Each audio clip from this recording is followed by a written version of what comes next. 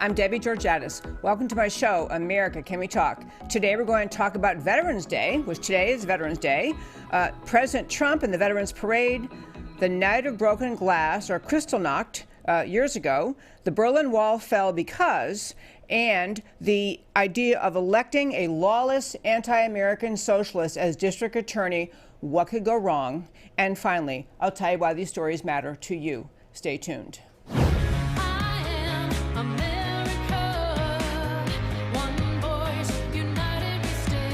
Debbie Georgatos, host of America Can We Talk, is an author, attorney, and political analyst whose mission is to inspire the American political conversation about preserving liberty in the best country on earth. Hello again and welcome to America Can We Talk? I'm Debbie Georgatos. In today's First Five, I want to give our thanks on behalf of the nation and everyone I know to all of our veterans. Thank you to the veterans on this Veterans Day 2019, actually the 100th anniversary of the Veterans Day idea. And I want to talk a little bit about the history, a little about the composition of America, who are our veterans now, and about President Trump's role in the parade in Washington or New York today. So to start with, the USA Veterans Day falls on November 11th, no matter what. That's because that was the date that the armistice was signed, ending World War I. They actually called it the Armistice Day for a few decades, and then later it became Veterans Day because we wanted to honor, of course, our World War II veterans and all others. But today is the 100th anniversary of the of the Veterans Day thing and the Veterans Day parade in New York City. President Trump kicked off that parade today, and in just a moment, I'm going to play just a short clip of what he had to say. In the next segment, I'm going to tell you things you might not know about President Trump and the veterans in our country, but in focusing on our veterans, it's a very interesting thing to think about. It's basically about 20 million Americans are veterans out of 320 plus million. So 20 million Americans or so are veterans, and the largest segment of those 20 million veterans who are still alive today are veterans of the Gulf War. That's the largest chunk of the 20 million, next largest chunk being veterans of the Vietnam War. And of course, we still have, I have some numbers, so I say them correctly. It's actually 20.4 million veterans in America, but we have veterans still from World War II, something in the range of 770,000 World War II, 1.6 who served in the Korean conflict. So many veterans in our country, honoring them all today. Simply put, America wouldn't be America without them. The need for brave men and women to serve in our military, to fight our wars, to go fight somewhere where they're risking life and limb, many of them losing their lives and losing their perfect health, having all sorts of health problems coming home. The veterans are what make us able in America to sleep safely at night, to sleep in peace, because we know the veterans over the decades and today are the ones standing up for America, keeping us safe today. In the Why It Matters segment, at the close of the show today, there's a poem in the Why It Matters segment. I'm not going to read it right now, but the poem really is about honoring the veterans and all that they really have enabled, despite many other segments of our society trying to take credit for the goodness of America. It's really the veterans who have kept America safe and free. So we have as the segments. And also it's the Marine Corps birthday. Got to thank our militaries. Yesterday was Marine Corps birthday. It was 244 years old yesterday. Can you believe that? The Marine Corps. So we have a tremendous legacy in our country of men and women who served in our military, who are being honored today. Thank you to every single one of them. I now want to turn to the New York City Veterans Day Parade, which for the first time, a U.S. president led and spoke at the beginning of the parade. Here we have the very wonderful Matt, the producer, who always just has everything ready. Matt, the producer, I want to play briefly a little segment of what President Trump had to say in this opening ceremony for this 100th Veterans Day Parade in New York City. Today we come together as one nation to salute the veterans of the United States Armed Forces, the greatest warriors to ever walk the face of the earth. Our veterans risked everything for us. Now it is our duty to serve and protect them every single day of our lives. It is truly an honor to come back to New York City, right here at Madison Square Park, to be the first president ever to attend America's parade. To every veteran here with us, to the thousands preparing to march on Fifth Avenue, it'll be really something. And to the 18 million veterans across our country, the First Lady and I have come to express the everlasting love and loyalty of 327 million Americans. If you watch that on YouTube, by the way, any of the stories I talk about on my show, you can always go to our website, americacanwetalk.org. On the homepage, under shows, drop down list of links. There's a link to his entire speech. There's a link to all the stories I'll talk about today. I love having you go there because I think the things I share, I can barely find time in this brief 45 or 50-minute podcast every day to tell you all I'd like to tell you about all the stories. But there's more there from that speech. But as I was listening to that speech this morning, which this speech happened this morning, there were comments, of course, as there always are on YouTube. And, you know, obviously the negatives, the people who are anti-Trumpers are very busy on social media. And so they're piling on, you know, criticizing, hey, weren't you the guy who didn't serve? Hey, you know, what have you ever done? And much more malicious, nasty, mean-spirited things than that. So in closing out today's First Five, I love that President Trump was the first president ever to go up to give the opening speech at the Veterans Day Parade in New York City on the 100th anniversary of the Veterans Day Parade. I love how he honors our military. And the next segment I'm going to turn to after our First Five is to tell you just some of the things President Trump has done for our veterans, for our military, and just to give a little counterbalance to all the people who are constantly maligning him because he didn't happen to serve, which I'm pretty sure is also true of Barack Obama, several other Democrats. Somehow the left-wingers who pile on Trump all the time about not being a veteran didn't seem to mind that Obama didn't. But in wrapping up this First Five, thank you so very much to every veteran who served this country. I know men who are veterans, women who are veterans. We actually have close family friends where the husband is a Navy captain, Navy pilot who is a veteran, and he posted the most just sweet, emotional tribute today to his wife to say basically, because he served 7 tours, being on a Navy pilot, that his wife was home with the kids, organizing everything, taking care of house repairs, taking care of the things that have to be done so that the veterans can serve. So thank you too for all of our military families whose sacrifice and hard work make the veterans' contribution to our country possible. And that, my friends, is today's First Five. On President Trump and his involvement with the military, I want to start with something. I did not know this fact until just literally today. But President Trump, way back before any of us thought of him as President Trump, when he was merely New York City high-flying billionaire Donald Trump, stepped up in 1995 on Veterans Day 1995, so 50 years after the World War II had ended. So this was to be the Veterans Day Parade of 1995, 50 years after World War II had ended. There was almost not going to be a Veterans Day Parade. If you can imagine that. Almost not going to be a parade. Private citizen, billionaire Donald Trump stepped up. He donated a huge chunk of money to allow the parade to go forward. He raised the rest of the money needed. He literally saved the Veterans Day Parade in New York City. And this is coming from a man who is mocked, well, by many people, but certainly mocked by leftists who seem to think it just means because he didn't serve in the military, his contribution to our veterans, to Veterans Day, or to his appreciation for the military shouldn't count.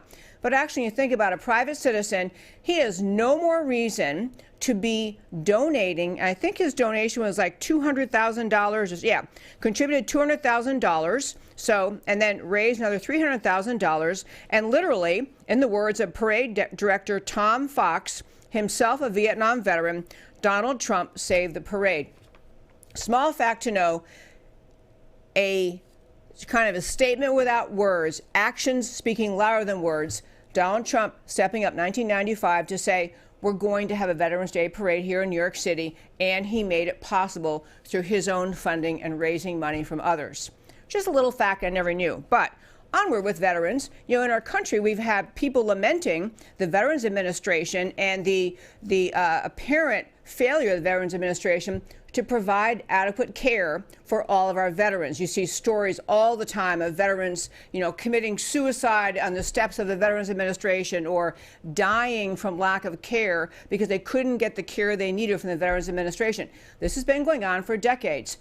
I am sure that many employees of the Veterans Administration feel as sad and awful about that fact as most of America. Most of those employees want the Veterans Administration to provide high-quality health care to meet the needs of our veterans, period, full stop. However, that simply has not been the fact. One big step Donald Trump did as president to support our veterans was he was the one who actually signed into law the provision that says that veterans can get access to the care they need even in private facilities, even in non-VA facilities, and the VA will cover the costs if the veteran can show that he or she's been unable to get the care they need sufficiently. And I will just tell you that the basic provision of this law this was passed in 2019, went into effect in 2019, but rules established under this law say essentially veterans are allowed to see non-VA doctors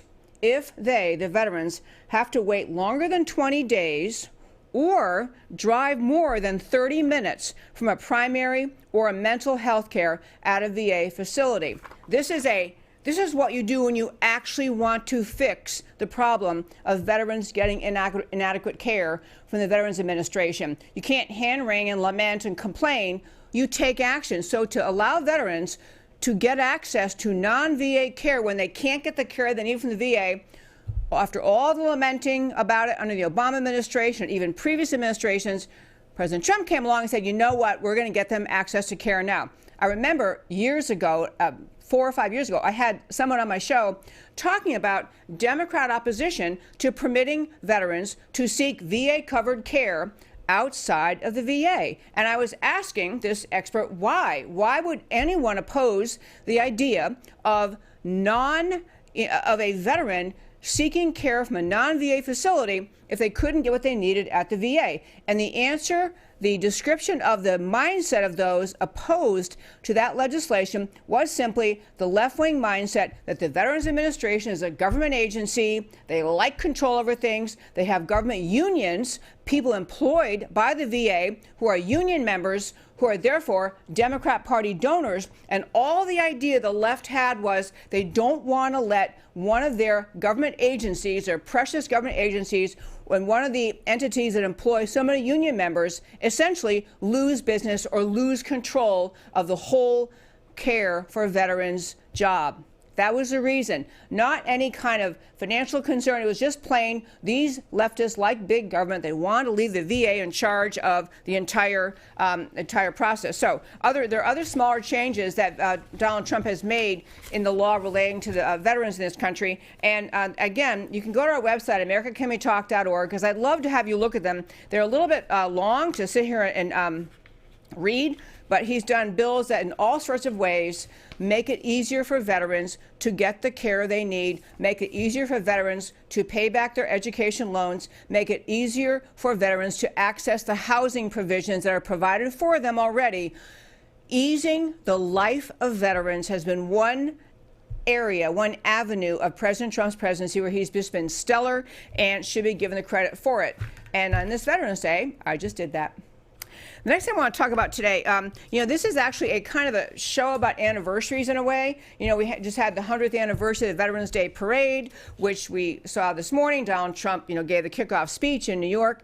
Another anniversary was just yesterday, or a couple days ago, which was the anniversary of, 2 days ago, the anniversary in Germany of the night that was called Night of Broken Glass, or the term in German is Kristallnacht. It is broken glass.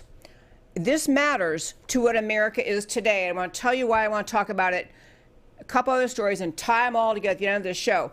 But in Germany, there was a night, it was November 9th, 1938. November 9th, 1938. So we're not in World War II officially yet, but the Nazis are on the rise. And in Germany, this broken windows night was a night when both actual paramilitary forces as well as civilians launched an attack on German Jewish citizens, on their businesses, their cemeteries, their synagogues. There was just a massive uprising overnight against Jewish citizens in Germany. Literally, 250 synagogues were burned, 7,000 Jewish businesses trashed and looted. They had something like 91 Jewish people killed was the low estimate. And then the very next day, the German government rounded up around 30,000 German Jews were arrested for pretty much being Jewish and sent to concentration camps, where, of course, many of them perished. But the reason on this anniversary of Kristallnacht I want to talk about, this is the 81st anniversary, a couple of days ago, is this. Some things you'll read about Germany and about this Kristallnacht, this night of broken windows, suggest that this was simply an organic and authentic just uprising of the people. They had enough of the Jewish citizens, and finally the public could be held back no more, and so they just launched attacks on Jewish businesses, synagogues, cemeteries, and homes. Because it was citizens, civilians, in significant part, doing this, and the police and the fire department just stood there and let it happen. They were not putting out fires. They were not stopping the looters. They were not stopping the people breaking windows. But the reason this matters so much and is relevant to today is this.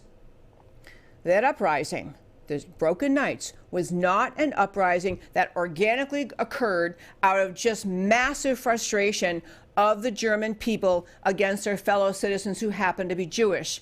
This was orchestrated, manipulated, intentionally created by the German propaganda minister Joseph Goebbels, Goebbels, obviously huge Hitler affiliate associate, but he was then the propaganda minister. Joseph Goebbels actually organized these pogroms, organized these attacks, and it was a societal, psychological manipulation, convincing the people of Germany that the Jews are really a problem. You've simply got to attack them. They are destroying our country. And the people were not aware they were being manipulated. They thought they were being informed. They thought they were coming to understand the problems they were having. Now, in Germany, they did have problems at that point because they had been the aggressor also in World War I. And many people look back at that time and say, really, partly what happened was after World War I, the way the world kind of settled the score with Germany left Germany poor, unable to move forward, unable to regrow its country. And there was a sense of resentment in Germany pretty much toward the rest of the world that their lack of wealth, their stagnant economy, their society, you needed someone to blame. And the meister, the propaganda minister, Joseph Goebbels, really manipulated the German people into thinking that it was their fellow Jewish citizens who did that. So, great and important event to remember, because this was not only the beginning of the open aggression against Jewish people in Germany, and then obviously expanded throughout Europe, but even more deeply, it was a learning opportunity for all of us to look at and think about, how did Goebbels get away? How did he get away with convincing millions and millions of people to hate their fellow citizens, to stand up against Jewish citizens who happen to be German, or German citizens who happen to be Jewish? But this ability of people who are propagandists to manipulate society really hurt the world. It hurt Germany. It hurt the fabric and culture of Germany. It led to violence. It led to death. It legitimized the Holocaust in the minds of many people. It's like, well, you got to do something. The Jewish people are such a problem. You got the Jewish problem term being used. And so it was the manipulation of the people in Germany that led them to this astonishing night of just breaking glass and killing their fellow neighbors and robbing their homes and looting their homes and burning their places of worship, destroying their cemeteries, breaking the doors of their shops, and the beginning of really treating the Jewish people as though they didn't really belong to or couldn't really be part of Germany. That, I want to leave that story there for now. But this is the 81st anniversary of Kristallnacht, the German Night of Broken Glass that was a kickoff to World War II, or one of the kickoffs. next story is that we also had an anniversary in Germany. They just marked the 30th anniversary of the fall of the Berlin Wall. And I want to remind you again, the Berlin Wall was set up to separate Western Germany, which was free, and Eastern Germany, which was socialist/communist. It's important to understand that this was viewed to be by many the way it was always going to be. That one of the ways we settled after World War II, and we had, we have the communists expanding out of Russia, and so we got to this settlement. Okay, we're going to divide Germany. We're going to divide within the city of Berlin. And for many people, it was just viewed as, well, this is the way it is. This is how we got settled. At least we have half the German city of Berlin free, and we have Europe free, even though this darkness was spread from Russia and throughout Eastern Europe of socialism, communism, repression, tyranny, murder, horrific living conditions, horrific life under communism. But a man named President Ronald Reagan came along in America, and he had decided, we have to speak up about the evils of communism. We have to call it evil. And it's interesting now because everyone looks back and says, well, yeah, it was a great thing. Ronald Reagan gave that speech at the Brandenburg Gate. It was, I wrote the date down, June 12th, 1987. June 12th, 1987, Reagan makes a speech at the Brandenburg Gate, Berlin Wall, and says to Gorbachev, tear down this wall. And lo and behold, November of 1989, the wall came down. So this was just the 30th anniversary in Germany, just celebrated 2 days ago, of this bringing down of the wall, the Berlin Wall. Again, I'm going to tie this into what's happening in America today, but I want to make a couple points about what happened at that time. First of all, as we've talked about in the show before, I'm sure you're aware, but when President Reagan was going to go give that speech at the Brandenburg Wall, at Brandenburg Gate, at the Berlin Wall, he wanted the line in, Mr. Gorbachev, tear down that wall. Virtually all of his advisors, the high-level State Department, well-informed, Ivy League educated, very savvy, very international people, kept telling him not to say that. They tried to tell him this is unwise. You cannot tell Gorbachev he's got to take that wall down. You can't say that. It will provoke anger. It will provoke outrage. You're not allowed to. It's not none of your business. They're allowed to have a wall. And what I want to say about Reagan really ties into Veterans Day and what it means to defend America.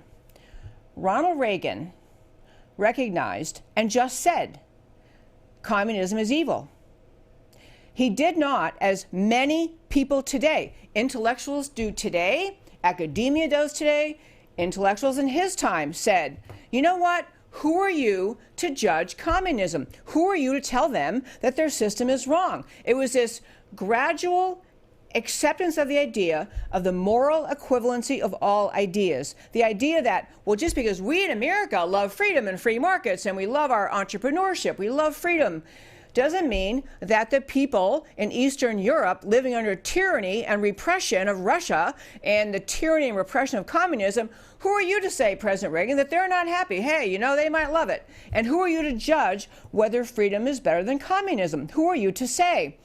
And this is what I mean about leadership. Again, on Veterans Day, I'm grateful for the physical, moral bravery of all of our veterans, people who actually went and fought in wars and put their lives at risk. I am grateful beyond words. But other warriors also have protected and defended America, Ronald Reagan being one of them. And in his case, instead of the physical battle, he was saying we're going to take on the ideological battle that says we're not going to agree that communism is okay. We're not going to agree that socialism is fair. We're not going to agree that there's perfectly valid reasons to love freedom and other perfectly valid reasons to love repression, socialism, communism, and tyranny. He just said what was true, and the world knew it. The free world knew it, but it became the savvy thing in Washington to be unwilling to acknowledge it. Like it was, you can't really say there's anything wrong with that. And on top of that, Reagan decided we have to fight socialism and communism not in a physical war, but in an ideological war. It was an information war, it was a propaganda war, it was a spying war, it was an economic war. It was taking on the evil of socialism and communism with a variety of other tactics available to people, to free people like in America, who aren't going to have a physical military invasion of Russia or a military invasion and push in East Germany and push the Russians back. We didn't have to have that kind of war. Reagan was pointing out, we can have what came to be called the Cold War. We can use military pressure, military spending, building up from military, and all sorts of other avenues and vehicles we have available to fight socialism and communism. But to get to the point you can agree with yourself that that was an okay thing to do, you have to be willing to have the clarity to understand that there actually are good systems and bad systems. You had to be aware that freedom and free markets are good, and repression and tyranny and socialism and communism are bad. You had to get there, and then you had to be the leader to get him to the point where he would say, at the Brandenburg Gate, tear down that wall. This was fighting for America. This is fighting for freedom. Because communists, as you well know, were always their plan, and through Russia, especially the communist Russia was the plan, the socialists, the USSR, the plan was to take over the world for communism, nothing less. They did not think, okay, we have our little territory, you have your territory. Communist expansion was going to go on and on and on until America or other brave people willing to speak up for freedom said no. And this was the leadership of Ronald Reagan, who said, you know what? The wall must come down. There's a great piece, by the way, I guess it was from the Hoover Institute. There's a guy, that's at Stanford. The Hoover Institute's at Stanford, and there was a gentleman there who was a former speechwriter named for Reagan, and his name is Peter Robinson, and he wrote a piece. Again, you can get it on our website, americacanwetalk.org, and he wrote essentially about all the arguments the high-level advisors of Ronald Reagan, President Reagan, made to him about, you can't say that. You really shouldn't be saying that. You can't say, who are you to say communism is bad? But Reagan was savvy enough, and he was clear-thinking enough, and he was brave enough to not surrender to what is, in fact, more so today than in his time, but the State Department, ruling elite, really well informed, way down the weeds. We understand all this stuff at the high level. We understand, some people are free, some are not, and everything's okay. And you never ever challenge the core ideology of socialism. Those kind of messages came from his advisors. The same way today, many State Department ruling elite, we call them now the deep state or the ruling elite classes. Same kind of advice. Don't be bold. Don't say what's true. Don't speak up for truth. Just kind of be gentle and be agreeable and everything is fine. No matter what people want is fine.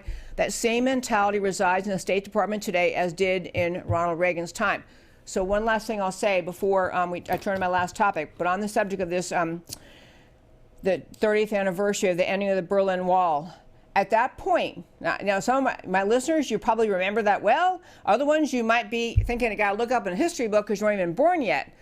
But I want to tell you that at that time, virtually everyone in America, leaving aside the communists who have had a communist party in America since whatever it is, 1920 or something. I mean, the Communist Party has been in America a long time, but it was well recognized as a radical, irresponsible, un-American, to be rejected, never to be listened to, wild segment of thought that had no place in America. It's legal in America to be the Communist Party. It's legal to be a member of the Communist Party. But America knew, the culture and fabric of America knew that what communism was pure evil. Reagan could speak that way because America knew that communism was evil. Fast forward to today, 2019. We have one honest candidate on the Democrat side running for president, Bernie Sanders, who is a Democrat socialist. And when you're finished reading all the programs he wants to put into place, you realize his presidency will be one of utter tyranny. He actually praised praised Venezuela as they were falling into socialistic ruin as the America of our future. Bernie Sanders said of Venezuela, "You are the future of America." This is a guy who is fine with socialism, fine with communism. In fact, I shared a poll in the show, 2 weeks ago or so, talking about the fact that young people polled. It isn't just that young people in America think socialism is kind of cool, maybe okay. You had a significant chunk saying that communism might be a really good idea. We have failed in our country to teach the next generation the same lessons that everyone knew back at the time Reagan gave his speech at the Brandenburg Gate at the Berlin Wall in 1987, saying, "Mr. Gorbachev, tear down this wall." The whole world knew what he meant. America knew what he meant.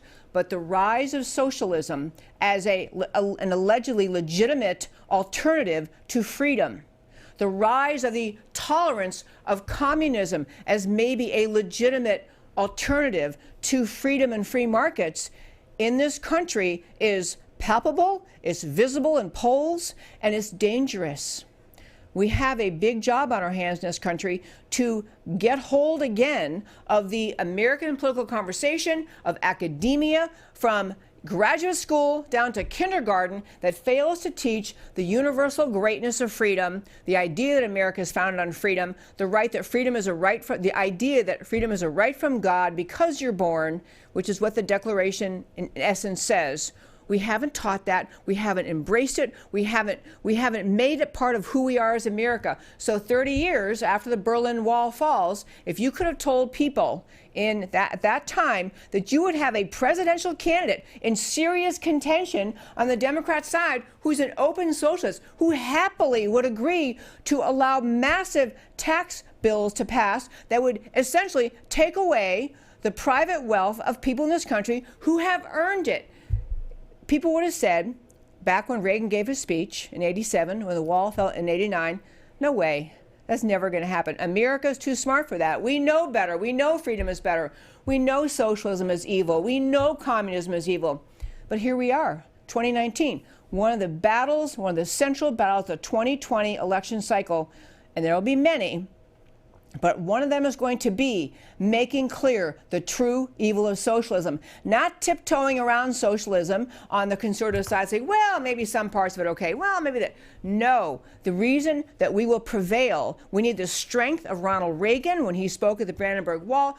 We need the strength of leaders who will speak up and say, this is evil, in order for us to be able to banish that again from our American political, at a serious level, the American political dialogue, to banish the idea that's ever acceptable in this country, to have socialism as a core idea that may be a springboard for laws, regulations, and America's government. One last story for today, and then I'm going to turn to why all matters to you. But I don't know if you would have happened to notice this story, but the city of San Francisco elected a new district attorney. To remind you, a district attorney is a person whose job it is to decide on prosecutions and to carry forth those prosecutions. So the police arrest people, they gather evidence, they hear, Mr. DA, I have evidence, Joe Blow robbed a bank, or Susie Q, did something, stole money. The district attorney's job is to look at those cases, to prioritize them, to decide which ones to prosecute, to assign prosecutors literally in charge of the enforcement mechanism of our law. The people of San Francisco, at least it was by a close margin, but by a close margin, just elected as the new district attorney in San Francisco a man whose first name is Chesa, C-H-E-S-A, Chesa, I don't know how you say it, Chesa Boudin, B-O-U-D-I-N. He's the new district attorney in San Francisco. His parents were both convicted murderers and part of the Weatherman Underground. The communists, the radical group in the 60s and 70s. His parents are convicted murderers, served time for a Weather Underground operation they pulled out. They ended up killing 3 people. There's 2 police officers and a security guard. So they're in prison, or the mom is now out, the dad's still in prison. So because they were not available to raise their infant child, they did this while they had an infant child. He was then raised you'd like to think put in a loving home with two decent, lovely parents, but that would not be correct. He was instead raised by the Bill Ayers. You remember that name? Bill Ayers, the radical communist? Bill Ayers and his wife, Bernadine Dorn. So this guy, raised by two radical anti-American terrorists, those are his parents.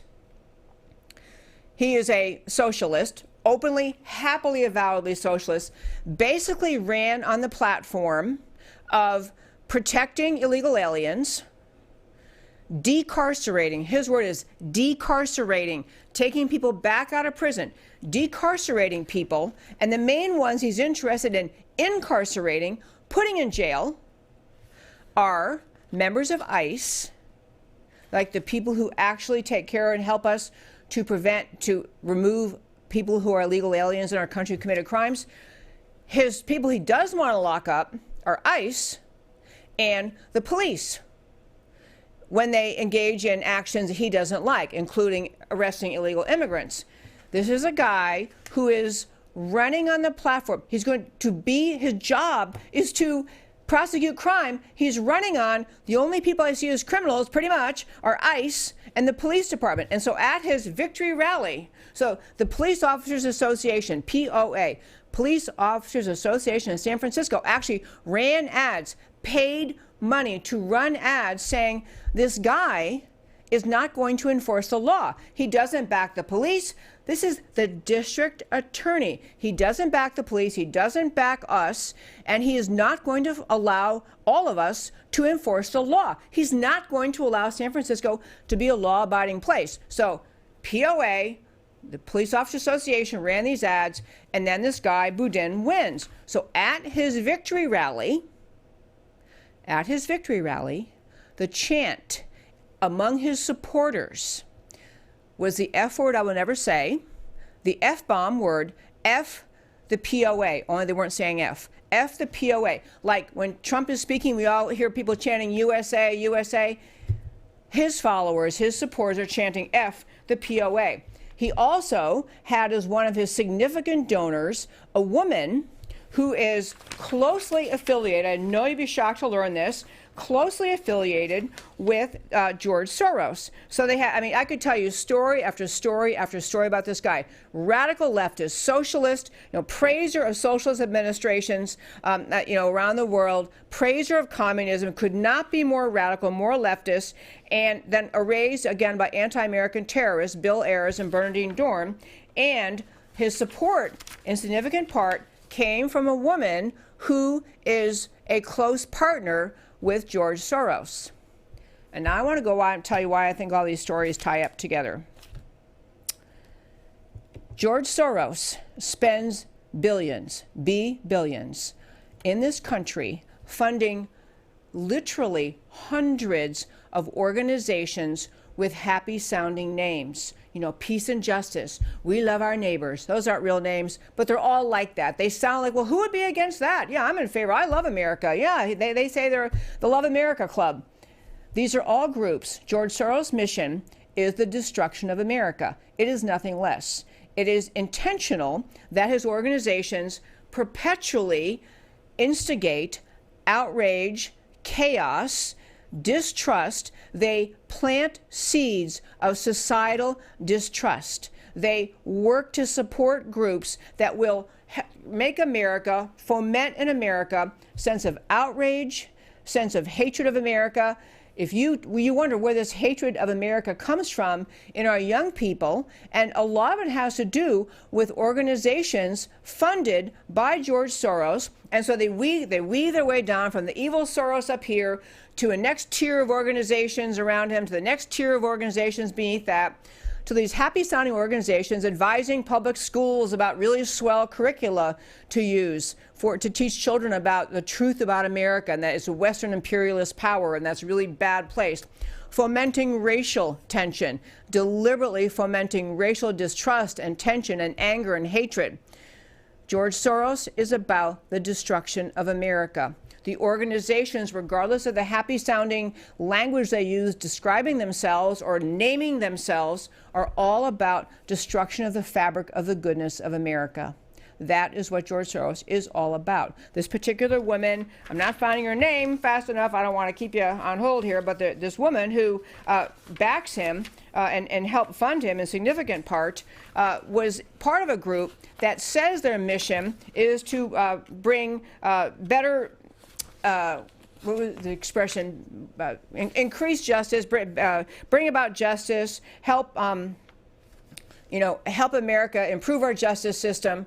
What they essentially mean is they want to agitate the American people to distrust our legal system, distrust our laws, distrust our government, and cause agitation and demands so he gets around to where he can run as DA saying he stands for decarceration, letting people out. Now, I will say there may be individual areas of law, individual states that have law, individual police departments that have some problems. I'm all in favor of actually improving our justice system, which may mean in part sometimes correcting police departments if some attitude has become prevalent, a racist attitude or some other bad attitude has become prevalent. I'm not saying our system is perfect. We may need to make corrections. We may decide, for example, that we are going to reduce penalties for some crimes that we have in our books for whatever reasons we think the penalties are too long. Legislatures around this country regularly look at these issues. They think, well, what does the data show? Are we too harsh on this? Should we deregulate this? Should we reduce the range of sentences for this? There's place for dialogue.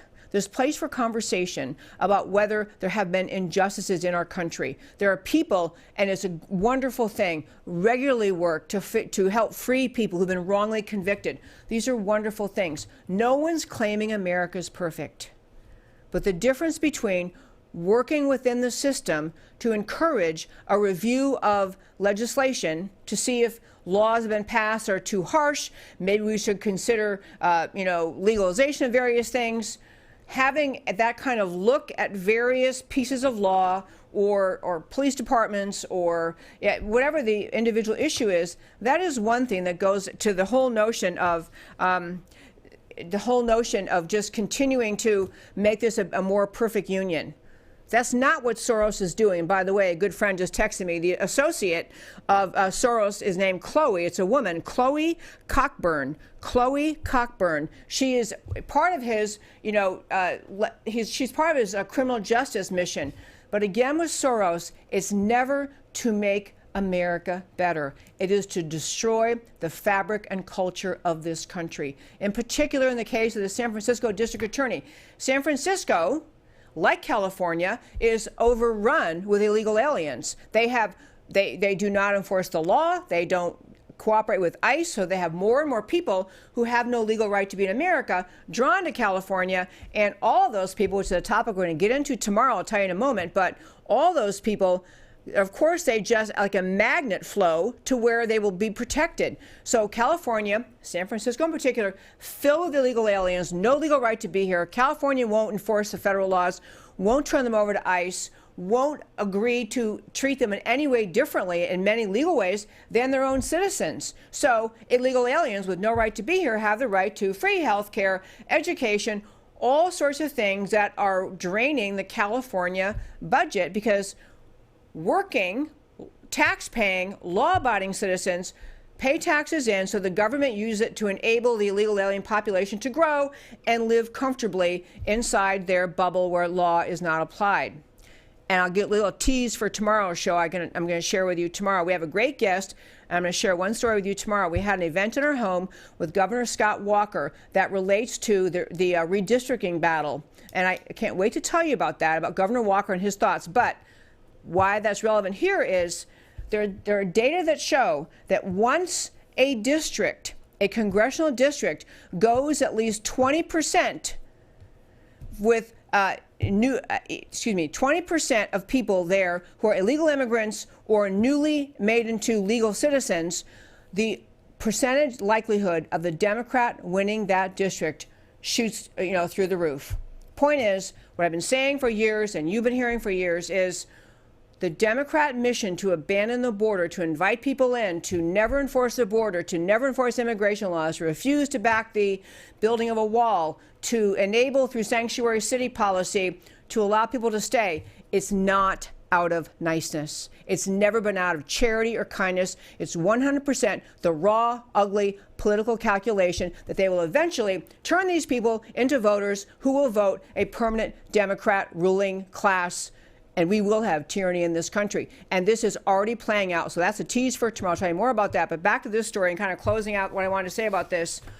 What George Soros has been doing to this country in genuinely, determinately, perpetually, intentionally working agitation, working people to distrust the illegal system, to distrust our laws, to hate the police, to hate law enforcement, to hate ICE, to think we shouldn't have a border, to characterize our criminal justice system as the most egregious, outrageous, unfair system ever. This is intentional agitation by Soros that turns people into angry, angry citizens who will vote in an anti-American, lawless socialist as a district attorney. What Soros is doing to America is what Goebbels did in Germany.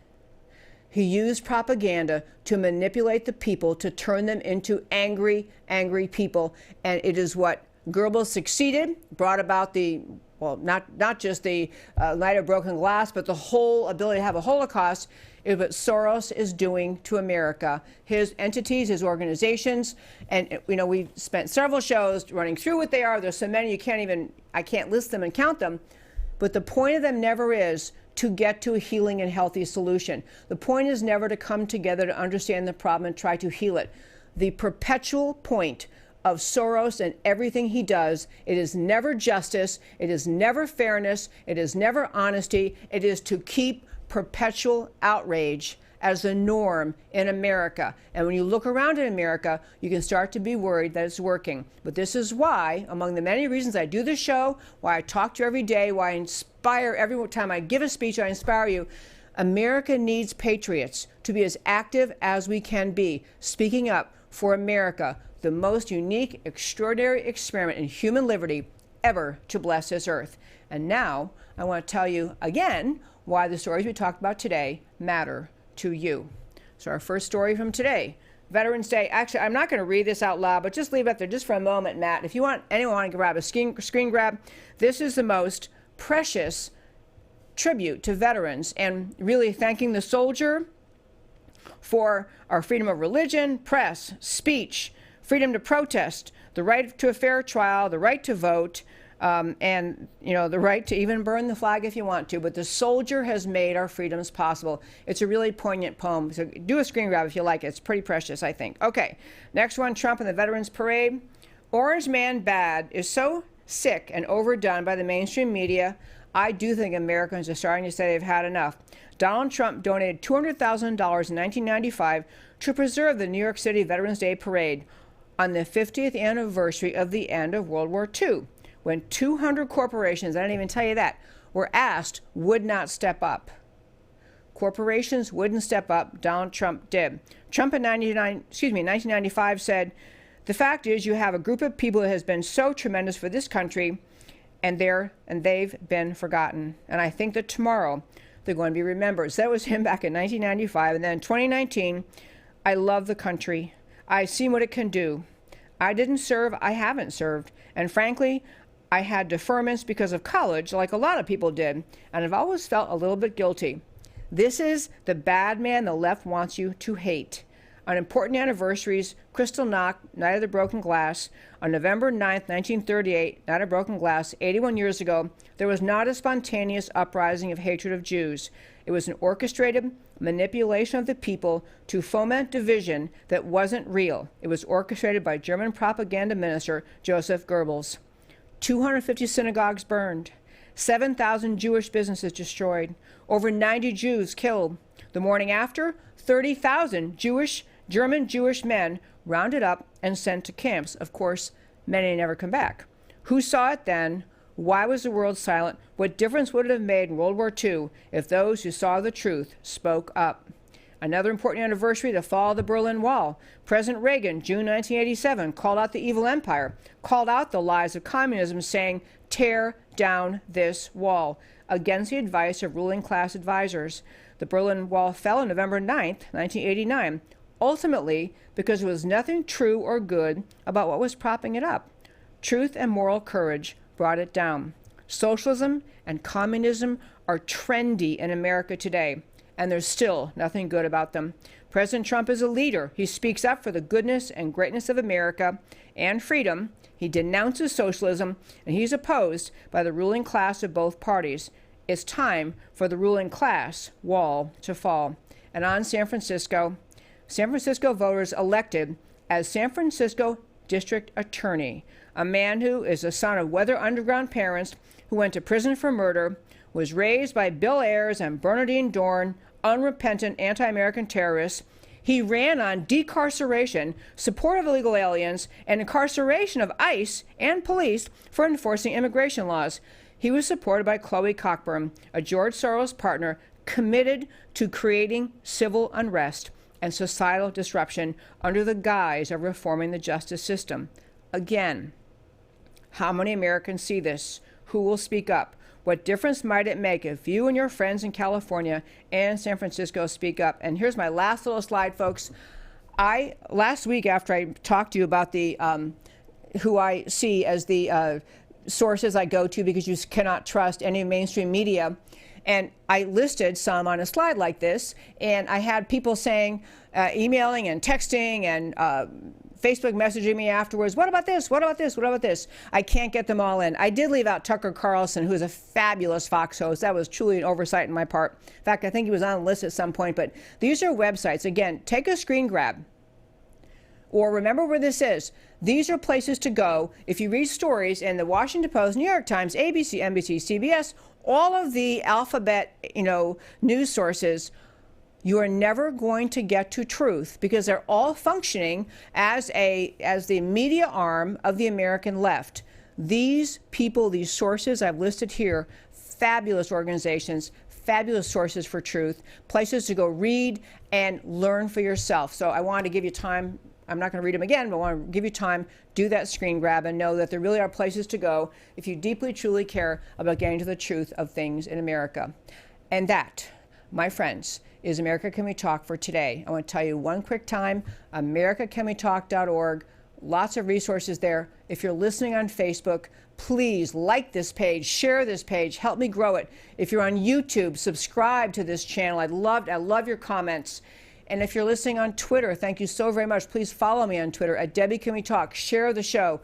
The show really grows by fan support. It's kind of been amazing growth in the last year since I moved away from Salem Radio and came to this wonderful podcast studio. It has grown by leaps and bounds, and I love that. And I ask for your help to grow it more because I don't do this for any other reason than pure love of America, and it's why I do it every day, to talk about America and to tell you, encourage you that you have a role to play too in speaking up for America. We all need to do it because America matters. I'll talk to you next time. Like a crashing wave. Can you hear us now? America Can We Talk? Truth about America. Can